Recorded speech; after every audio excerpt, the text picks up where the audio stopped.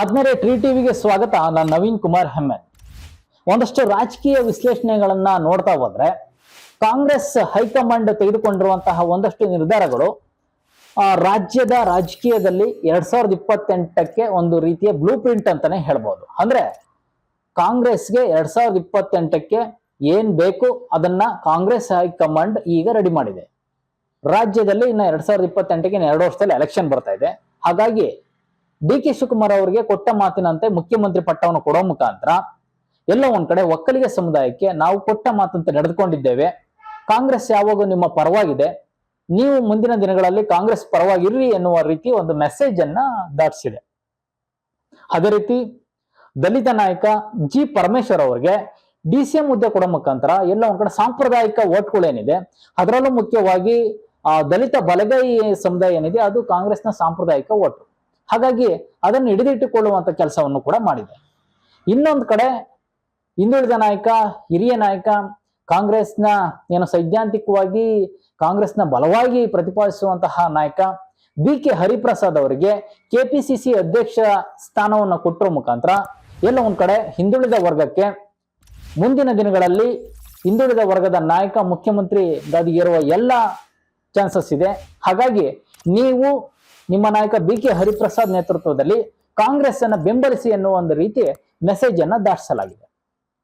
ಈ ಮುಖಾಂತರ ಕಾಂಗ್ರೆಸ್ 2028ಕ್ಕೆ ಬೇಕಾದಂತಹ ಎಲ್ಲ ಬ್ಲೂ ಪ್ರಿಂಟ್ ಅನ್ನ ರೆಡಿ ಮಾಡಿ ಇಟ್ಕೊಂಡಿದೆ.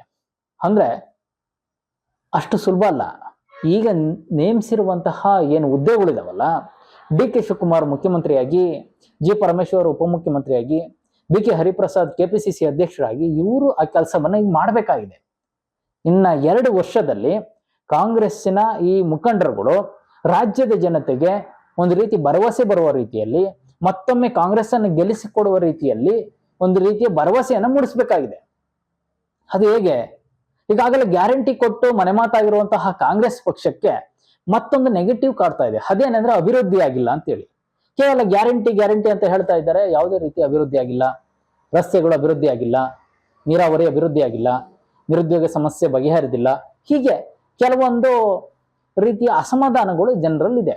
ಇದನ್ನ ಇನ್ನು ಮುಂದಿನ 2 ವರ್ಷಗಳಲ್ಲಿ DK ಶಿವಕುಮಾರ್ ಸರ್ಕಾರ ಇದನ್ನ ಬಗೆಹರಿಸಬೇಕಾಗಿದೆ. ಅಂದ್ರೆ ಜನರಲ್ಲಿ ಒಂದು ಭರವಸೆಯನ್ನ ಮೂಡಿಸಬೇಕಾಗಿದೆ. ಈ ಮೂಲಕ 2028ರ ಚುನಾವಣೆಯಲ್ಲಿ ಮತ್ತೆ ರಾಜ್ಯದಲ್ಲಿ ಕಾಂಗ್ರೆಸ್ ಬರುವಂತೆ ನೋಡಿಕೊಳ್ಳುವ ಜವಾಬ್ದಾರಿ ಈಗ DK ಶಿವಕುಮಾರ್ ಹೆಗಲಿಗೆ ವಹಿಸಲಾಗಿದೆ.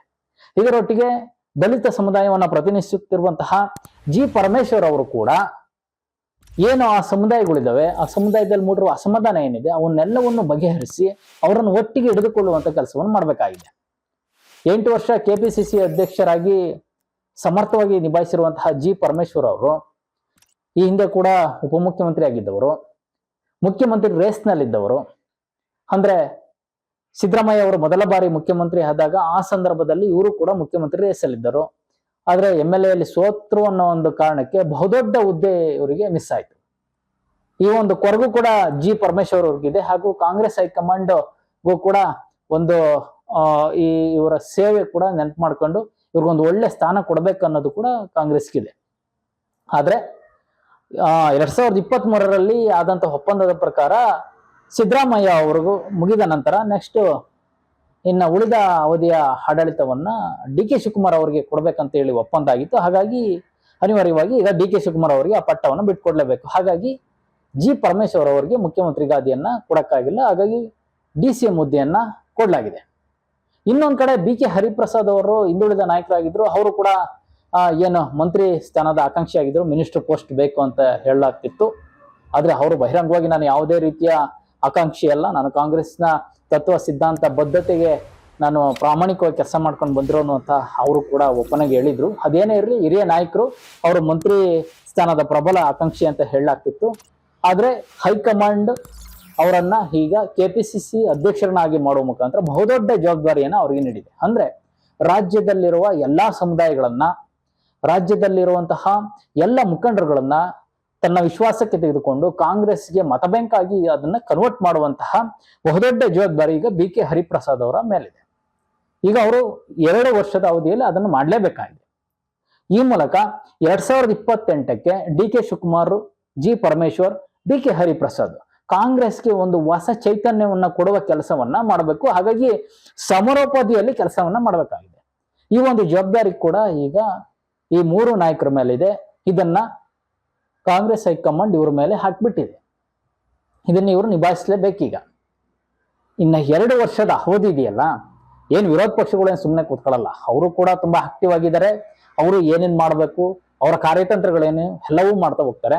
ಆದ್ರೆ ಅದಕ್ಕೆ ಯಾವ ರೀತಿ ಉತ್ತರ ಕೊಡ್ಬೇಕಂದ್ರೆ ಇವರು ಅಭಿವೃದ್ಧಿ ಮುಖಾಂತರನೇ ಉತ್ತರ ಕೊಡ್ಬೇಕು. ಯಾಕಂದ್ರೆ ಆಡಳಿತ ಪಕ್ಷ ಇವರೇ ಅಲ್ವಾ, ಸಬೂಬುಗಳನ್ನೆಲ್ಲ ಹೇಳಕ್ಕಾಗಲ್ಲ. ಹಾಗಾಗಿ ಜನ ಮೆಚ್ಚುವ ರೀತಿಯಲ್ಲಿ ಅಭಿವೃದ್ಧಿ ಕಾರ್ಯಗಳನ್ನ ಮಾಡೋ ಮುಖಾಂತರ, ಸಮುದಾಯಗಳನ್ನ ಮೆಚ್ಚುವ ರೀತಿಯಲ್ಲಿ ಸಮುದಾಯಗಳನ್ನ ಗಣನೆಗೆ ತೆಗೆದುಕೊಳ್ಳುವ ಮುಖಾಂತರ ಇವರು 2028ಕ್ಕೆ ಮತ್ತೆ ಕಾಂಗ್ರೆಸ್ನ ಒಂದು ಹೊಸ ಹುರುಪನ್ನ ತುಂಬುವಂತ ಕೆಲಸವನ್ನ ಈ ಮೂರು ನಾಯಕರುಗಳು ಮಾಡಬೇಕಾಗಿದೆ. ಈ ಒಂದು ವಿಚಾರದಲ್ಲಿ ಕಾಂಗ್ರೆಸ್ ಹೈಕಮಾಂಡ್ ಒಂದು ರೀತಿ 2028ರ ಬ್ಲೂ ಪ್ರಿಂಟ್ ಅನ್ನ ತಲೆಯಲ್ಲಿಟ್ಟುಕೊಂಡು ಈ ಮೂರು ಜನರಿಗೆ ಒಂದು ಬಹುದೊಡ್ಡ ಜವಾಬ್ದಾರಿಗಳನ್ನ ವಹಿಸಿದೆ ಅಂತಾನೆ ಹೇಳ್ಬೋದು.